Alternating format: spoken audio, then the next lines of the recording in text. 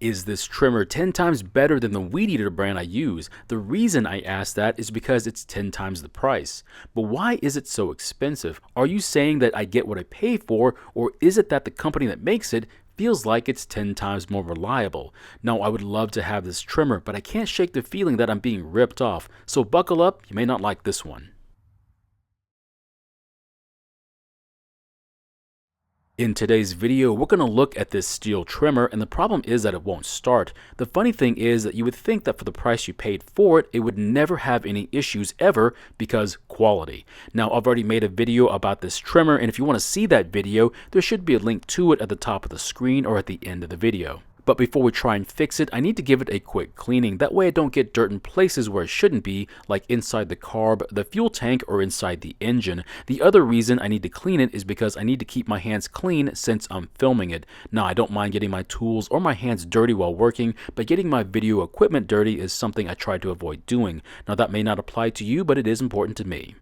While I'm cleaning this trimmer, I'm going to talk about the apparent connection with the price of a piece of equipment and its quality. For some reason, when you find a cheap trimmer sitting on the side of the road, you have this option to not pick it up. But when you see something like this on the side of the road, it's seen as a much better piece of equipment, and that option of just passing by it goes right out the window. But why is that? Is a trimmer that's valued many more times than a cheaper brand make it any better?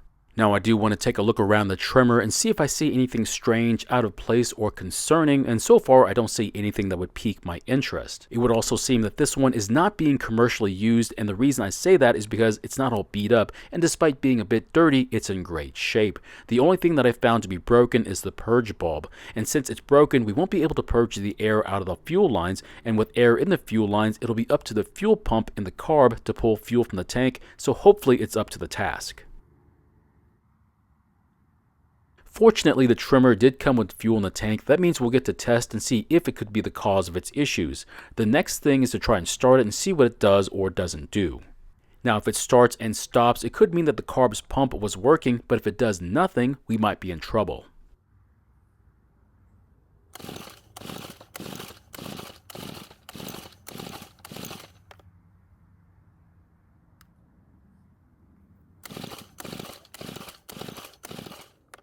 So of course it doesn't want to start, which is not good news. Now I still want to make sure that it still works, because if it has other issues than the carb or the fuel in the tank, this might get expensive real quick. I guess that's the other reason why I don't like repairing these. Not only is the machine expensive, but the parts can be as well.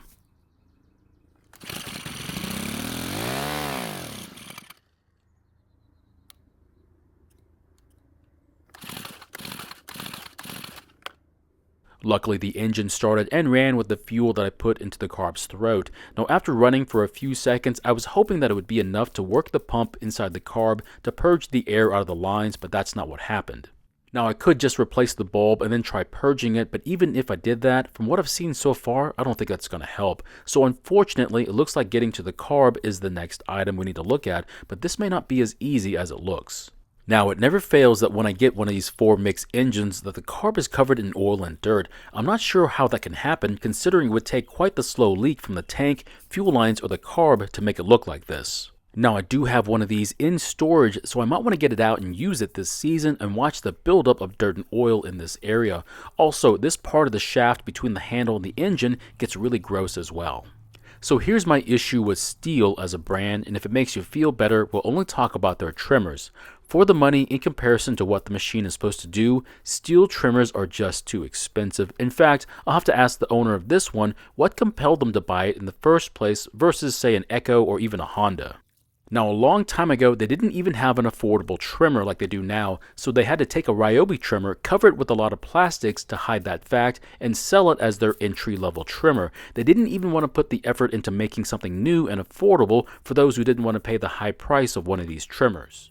So eventually, after several more years, they finally made their own affordable line of trimmers, but there's an issue. Because they had to make it as cheaply as possible, they were made overseas in a place on the other side of the planet. I'm of course talking about the FS38. Now, to be honest, it's not a bad little trimmer, but it barely resembles the one you're looking at today. So yes, you can go out and buy an affordable Stihl trimmer, but just like the saying goes, you get what you paid for. So guess what happens when you pay for an affordable Stihl trimmer? The answer is you don't get much.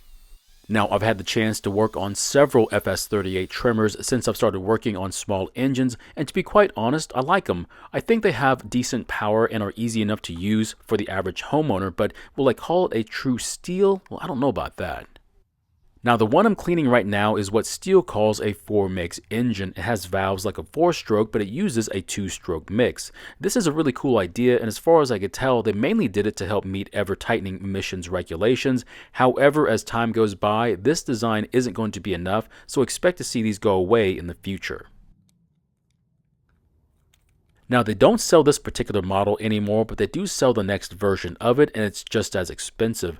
Yes, there are more expensive models and even some from other brands, so I can't really say it's just an issue with Stihl, but I do have to wonder why someone would buy a machine that would typically be used commercially for homeowner use. Now, there's nothing wrong with it, but it's a bit overkill in my book. Now, some of you might be saying it's an issue of choice. If you need to buy something, buy the better version of it, but does better mean expensive? That's the real question. Now, for this particular model, you're buying their engine design and their build quality, right? But does that mean that the quality matches the price difference from, say, an Echo SRM 225? The price difference between these two at the moment is over 50%. Does that mean Stihl thinks it's worth 50% more than the Echo? I find that difficult to believe. Or does that mean that the Stihl is going to last 50% longer than the Echo? That's what I'm talking about when I say that I feel as though they're asking too much money to do the same job that another item can do. Now, you might be saying that it's not fair. You can't compare this trimmer to one in a different price range. Now, on that statement, you might have a good point. So if I was to compare an Echo trimmer that was closer to the specs of this FS90R, then what you would find is that the Echo is much closer, if not more expensive than this one. So yes, not only can you pay too much for a trimmer from this brand, but from other brands as well. There's just one difference, and maybe someone out there can help me with this answer.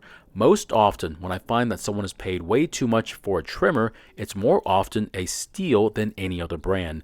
Basically, it looks like if you're willing to overpay, they would rather you do it while getting a Stihl in return. So what's that saying about all the other brands then?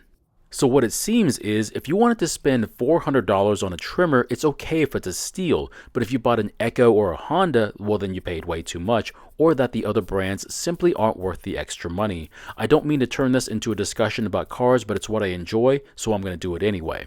If you had $1 million to spend on an exotic sports car, what brands come to mind? I know of several that come to mind immediately, but would you ever consider buying a Lexus for $1 million? That's basically what it seems like here. If you want to overspend on a trimmer, it's okay when it's a Stihl, but if you choose a different brand, well, it's like telling everyone at Cars and Coffee you just spent $1 million on a Lexus LFA. Now, you might get some approving nods, but as soon as you walk away, they're all going to start laughing at you. So for me, it simply isn't worth even messing with the idea of buying a trimmer for more than $230, at least with the way the economy is right now. So you might be saying that, hey, it's their money, they can do whatever they want with it, and yes, you are absolutely right, but don't tell me they're making a good choice when you know that spending $400 on a trimmer is just a crazy idea. I mean, how much money do you have to make annually to justify that kind of purchase, or are you just writing it off as a business expense? To me, this is more like someone throwing money around because they can, not because they want to. They probably don't even have a good reason to buy this brand. They just know they're supposed to because of reasons. The last item I want to mention is that I doubt I'll ever go out and buy a trimmer this expensive. Now, some might say you get better support after the sale, and I don't think that's a good reason, and why is that? Because I feel it's yet again about money. If you're smart enough to buy an overpriced trimmer, would you be able to fix it yourself? The answer is I doubt it. More than likely they'll have to give it to someone else to fix, but the guy who bought a $170 troy-bilt isn't going to pay all that much to have theirs fixed, and the service industry knows it. So quite often they refuse to work on their troy-bilt, but they'll take that Stihl anytime. Now, I'm not saying that the people who buy these trimmers are wrong, but I would like to know what their reasoning is. Oh, I heard they're the best, or that's what my dad used would be the typical response. However, I think mine would be, I just won the lottery and I'm trying to find a way to spend all this money as fast as possible before Uncle Sam takes it away. Now, these are good trimmers, but I don't think they're a good value for the price. So my question is, have you ever bought one of these new, or would you ever consider buying one new? And if so, why? I'm just trying to trim my yard. I'm not trying to start a mowing business because that's all I think these are good for. Otherwise, they'd be a bit more affordable. Thank you for watching. I really do appreciate your time here. Please feel free to ask me any questions about this project or about your own projects, and I hope to see you in the next video.